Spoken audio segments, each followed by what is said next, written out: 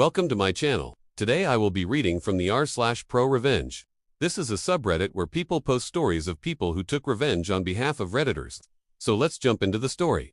They towed my car without asking, so I made their entire towing racket collapse. I left for a weekend trip to visit family and my old Chevy pickup was parked right where it always was, under the big oak tree at the edge of my apartment lot. That spot had been mine for 3 years. Nobody ever complained. But when I came back Monday morning, the space was empty. No broken glass, no skid marks, just a little grease stain where my truck used to sit.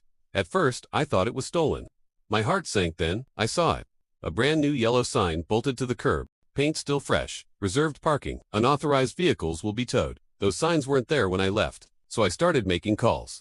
After bouncing between hold lines, I got the name of the towing company, Titan Recovery. They wanted $3,580 in cash to release my truck, plus $65 a day if I didn't pay immediately. Furious but patient, I paid the ransom, drove my Chevy home and started digging. First, I pulled out my lease and read it line by line.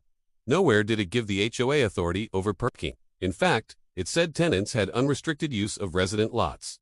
Second, I checked city records. Titan Recovery had already been fined twice for illegal tows. Predatory practices, the city called it. And third, I pulled up state law. It required towing signs to be posted for at least 7 days before enforcement.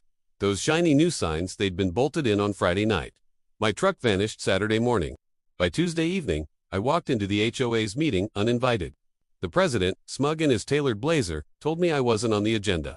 I dropped a folder onto the table. Illegal tow, breach of contract, pattern of abuse, and complaints already filed with the Attorney General, the city, and the local news. The room went silent.